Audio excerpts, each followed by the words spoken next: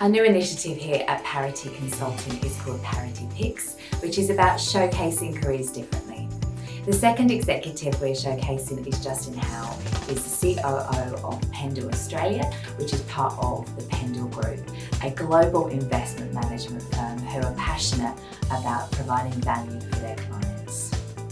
So today, Justin and I are going to be talking about Justin's career in a gym on spin bikes, and we're going to have lots of fun and enjoy ourselves while talking about pretty serious subjects and talking about Justin's career and philosophy to life in general. So we're here at Vision Personal Training, CBD Hunter Street. Mandra owns and runs the gym here. He's also my trainer, and other than being a good trainer, he's also a lot of fun and charismatic. He's going to be training Justin and I today, and I'm slightly nervous, but I'm excited. Come on, you're used to it. I'll put you through worse. You know that. As long as we have fun, though. We're going to have fun. So every time Justin or I say the word work, Mandra's going to put us through a 5-second sprint. Because it's not about work today. It's about health. It's about fitness. And if I hear the word work, I'll make you work. Listen. So we're here this afternoon with Justin Howell, the COO of Pendle Group. So Justin, I wanted to interview you about your career. I wanted to do this for a long time. So I decided to do this while multitasking. So first question. Why do you love your job? Well, look, who says I love my job, Victoria? This is the first comment. But look, I love the challenge of our industry. I love solving complex problems. I like managing people. I like working with all different types of people. And you know, it's a fast-paced industry, and you know, having a good time is important. So we try and do that on the journey as well. And so when you took the job in the first place, so you've been at Pendle for how long now? Coming up for 3 years. What was the decisioning process that you went through before you joined the group? Well, I think I was having a chat to the CEO at the time, and he was saying that that there's a big, complex operational problem to solve. So it's something that intrigued me. It'd been part of an older establishment for a long time. It had sort of spun out 10 or so years ago. And from an operational perspective, it hadn't really detached itself. So there was a big, complex problem to solve to, I guess, separate it from the mothership operationally. And that interested me, you know, another problem to solve. So, why do you like to solve problems? I'm not sure. I think it's something that I've always done throughout school and uni and after, and work as well. Hey! Yeah! Triple digits. Let me see you guys. 100. There we go. Good work. And in 5, 4, 3, 2, and 1. I like breaking things down into small buckets, working with different people that come at problems from different angles, and then you know, building it back up into solutions. And it's nice to actually solve complex things. You know, it gives you a bit of a kick at the end of the day. So that's why. And so what would you say is your biggest career regret? I had a really great time working at Superfund a few years back, and we, myself and someone that I went there to work with. Hey! Bring it up. Triple digits. Good work. And in 5, 4, 3, 2, and 1.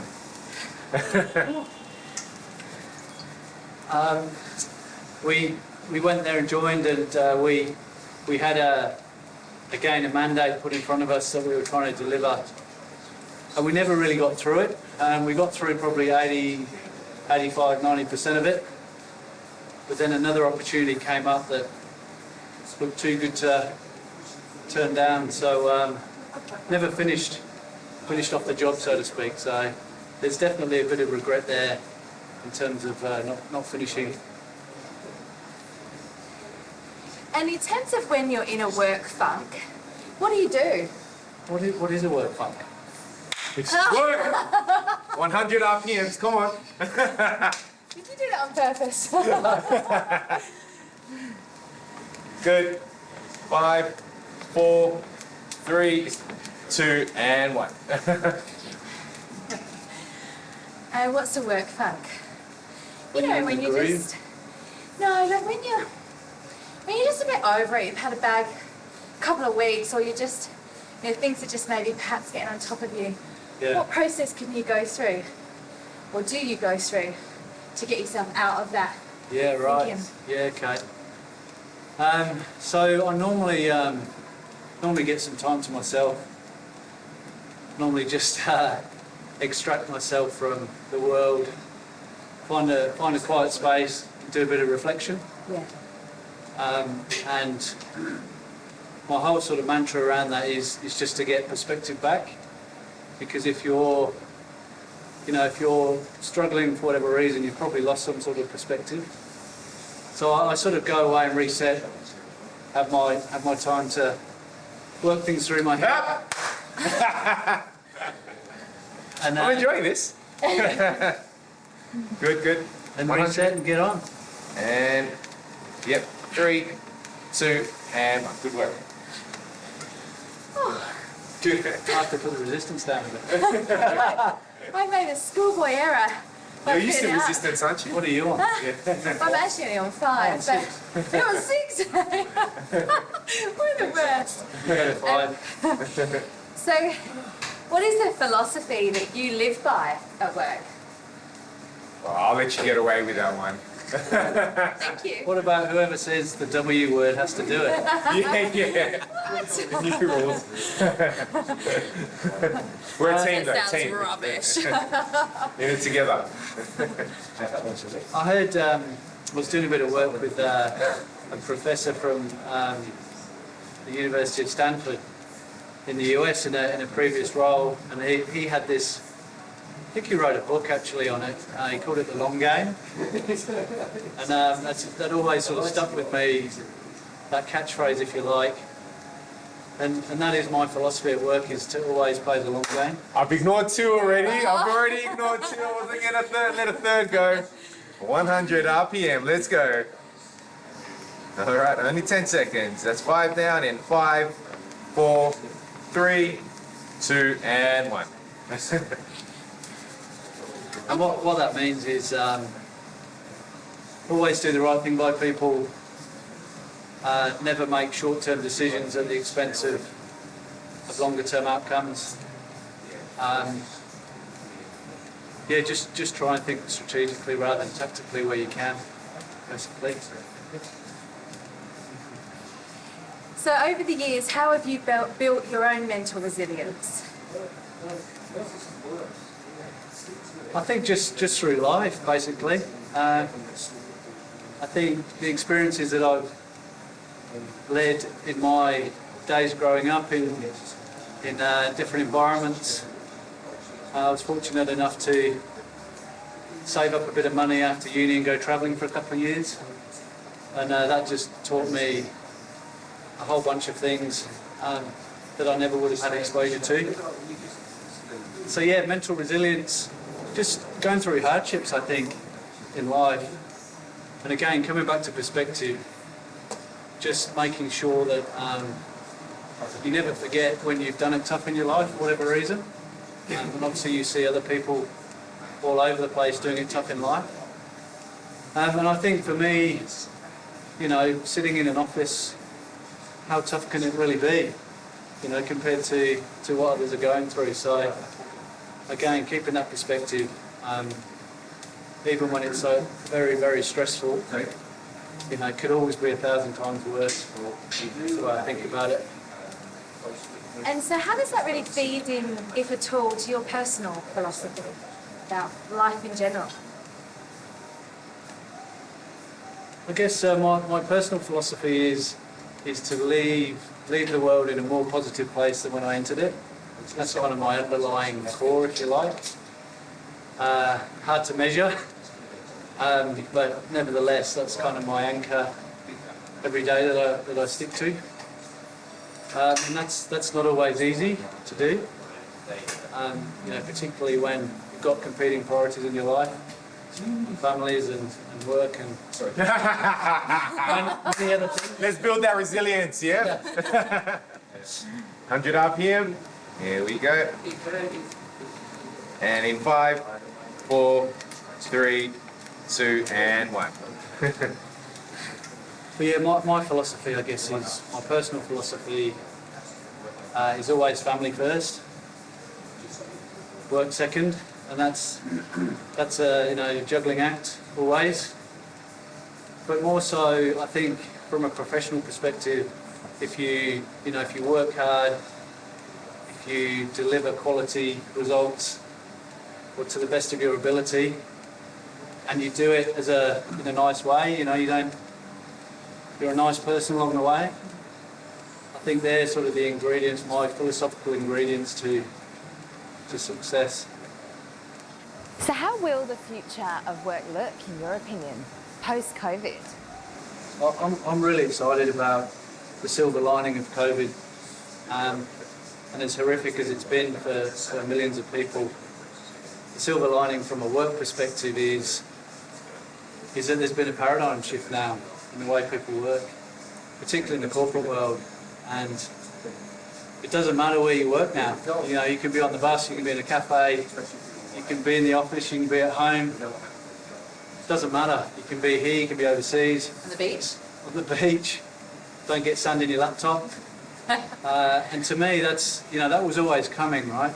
We've spoken about Gen Z, expecting that. That's the world for them. And us old fuddy-duddies, say us, I don't mean you, I mean me. Rude. It's true. It's been a good sort of mold breaker to change the way we think about the way people work. And Yep. That's it. That's very much agree. Very Yeah. much agree. It's a paradigm shift for us as It well is. for training, not just for work, exercise.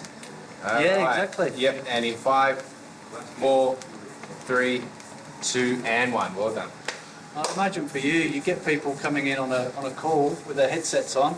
They might not need to participate in the call. It's just one of those ones where you just need to listen, do a workout. We've been training people from home as well for honest work from home. Vic's experienced that as well. So definitely a shift, and Yeah. I do see And I- silver lining at the end of COVID. So. Yeah. And we've talked about this before in terms of empowerment to staff. I just love that idea that you've hired good people, you trust them, you empower them.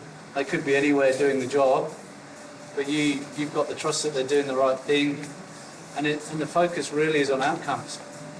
And we've been sort of moving towards that world, but now it's almost like we just had a big leap, and we're almost there. It's a huge leap. Yeah. It's been very exciting. There's lots of silver linings from the environment that we're in. The future of work has never looked so exciting, Yeah. I think. So when you hire people, what are the attributes that you look for when you hire? So there's three things that live and die by. This one's an easy one because talking about this for a long time, as I've made many mistakes recruiting people over the years, as we all have. Okay. But the three things are get a sense of work ethic, especially. Oh, Here we go. I'm enjoying this. All right. 5 seconds. 5, 4, 3, 2, and 1. So there's ways you can test for that, through questioning. And if you're lucky enough to be able to do some checking behind the scenes, that's always helpful as well. But work ethic is a big one. I don't know how to rephrase that term without getting caught. But second one is competency. So again, through that process, you can test for that. Obviously, you want somebody to come in and, there's always opportunity to learn and to grow, but you want a base level of competency to add value in the role. And then the third one is just be a nice person. Just comes back to knowing thyself, strengths and weaknesses, knowing how to behave socially, having some emotional intelligence. And, in our world, there's so many stakeholders to manage, and they all need to be managed differently, because we're all different. And that is a big challenge in and of itself. So that whole piece around being a people person is just critical to survive and to do well. So they're the three things. So when you test for work ethic, I'd love to know the questions that you ask. Yeah. So to me, this goes back to resilience in many ways. So the questions I ask around work ethic go back to life and the challenges that you've come through in life. And obviously, you've got to be careful in an interview process of what people are willing to share. But I really look for people that have experienced hardship in one way, shape or form, and they've come through it, and they're willing to roll their sleeves up and get on with it. And there's certain questions you can ask that can give you a sense for that. What advice would you give professionals at the moment who are struggling to get clarity on their own career path? My advice would be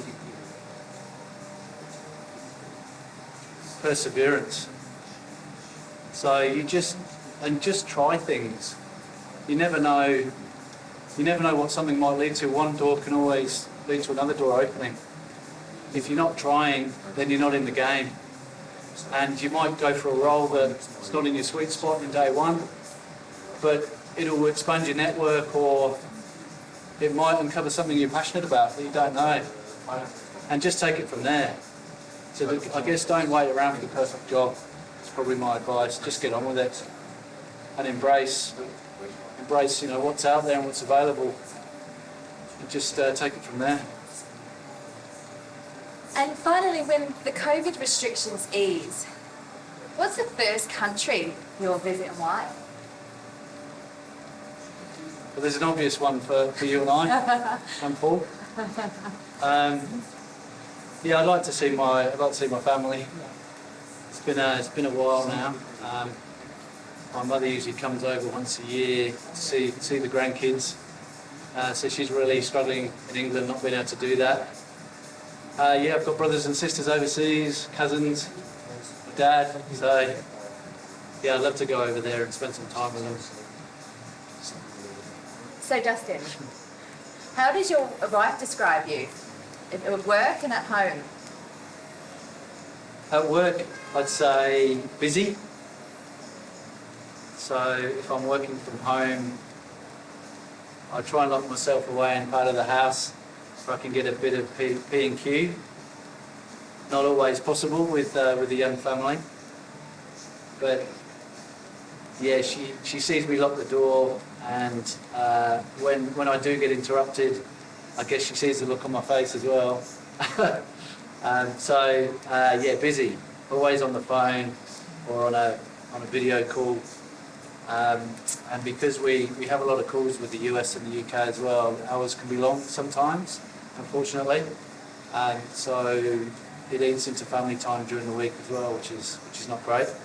We're trying to find that balance with taking hours off during the day to compensate is part of my strategy, which she likes. At home, she thinks I've got ants in my pants. So on the weekend, I'm always busy doing something. I can't sit still. I'm one of those people that always has to be doing something. So, normally some chores around the house, or off doing some exercise or shepherding the kids around or whatever it is, I rarely sort of sit down and just relax, which is probably not that healthy, to be honest. But I do yoga on a Sunday, so I do a bit of meditation as part of that every Sunday.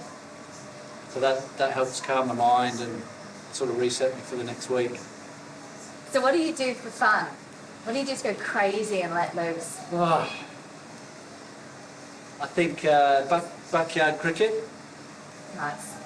with the kids, or we've got a trampoline in the backyard where we've got these water jets that go on it. So when it's a hot day, you bounce around on the trampoline and get soaked.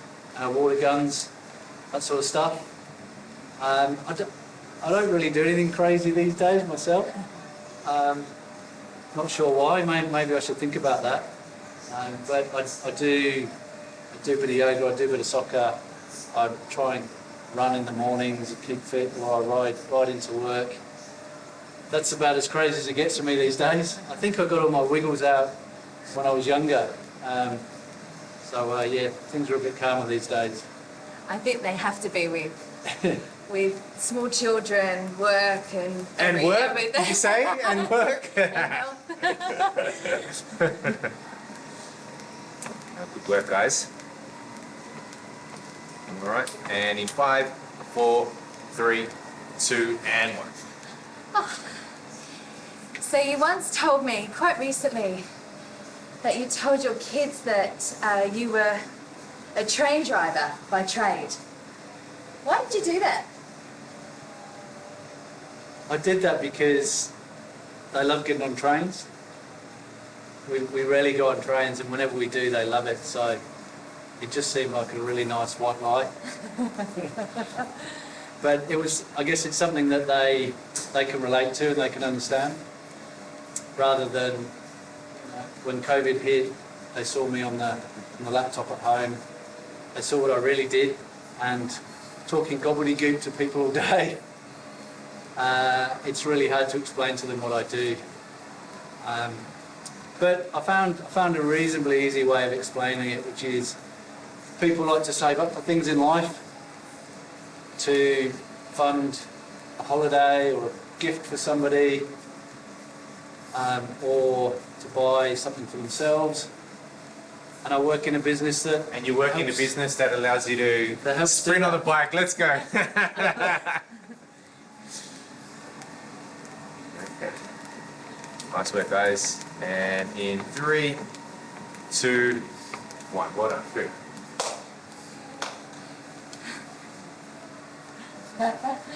I was just thinking that trying to describe what I do to my 4 or 5-year-old I think would be impossible. But I guess... He's running the business now, isn't he, as we speak? He is 4-year-old and calling the shots, according to PJ Masks. So I'd like to ask you about when professionals who are struggling with their confidence and how you can suggest that they can elevate themselves out of that kind of getting in their own head about their own abilities, or should I say lack of abilities. Yeah. I'd love to hear your experience shares on that, or any advice you have. Yeah, that's a good one. I think that applies to all facets of life. But it can be, in the professional career, it can be a real inhibitor for people if they're struggling with that. There's a couple of things that spring to mind. One is just try and get comfortable in your own skin. Just try and get to know yourself, understand your strengths and weaknesses, work on your weaknesses and exploit your strengths. It takes years to work out what they are, and as you get older it becomes more obvious. But the more comfortable you can be in your own skin and understand your own limitations and just work within that, you're taking pressure off yourself. And if you can do that, you can relax a lot more at work. And I think if you can be more relaxed at work, your talent will just come through. You know, you won't be sitting there being nervous about X, Y, and Z. So that's the first thing. I think practice is actually the second thing. So whatever you think you're not good at, just practice it. I mean, it's no different from a professional athlete or something you're trying to solve on the home front or whatever it is. Practice, goes a long way. So if it's presenting as an example that you're scared of, just take any opportunity that you can, baby steps, just to practice it. And there's groups out there that can help you do that, voluntary groups, or you could do it within your organisation, or you could practice in front of the mirror at home, as an example. But whatever it is you're struggling with, just practice, and you'll get better. And it just takes a bit of dedication and discipline, but you'll definitely get better if you practice. How valuable do you think mentors are to up-and-coming young professionals at the moment? Very valuable. I've been fortunate enough to have a formal and many informal mentors over the years. The formal mentor for me, in some ways, is not as effective as an informal, because typically if it's formal, there's a structured program around it and there's guardrails on it, and I guess it depends on the individuals, but it can be quite restrictive.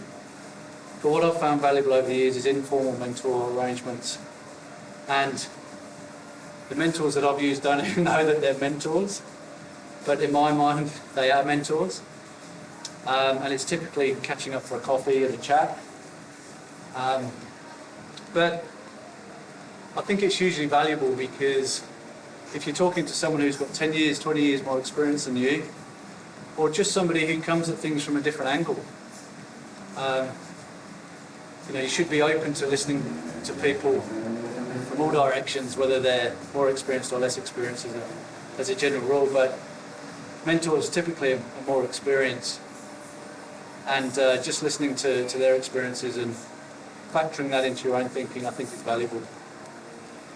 In light of family first, how would your kids describe their dad?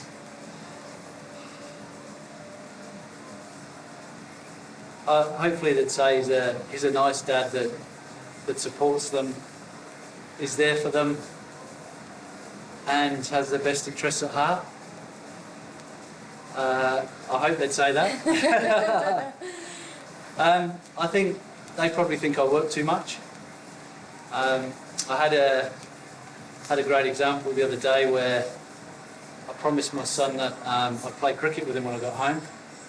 And I got home and I looked at my calendar, and there's a meeting, half-hour meeting with the UK.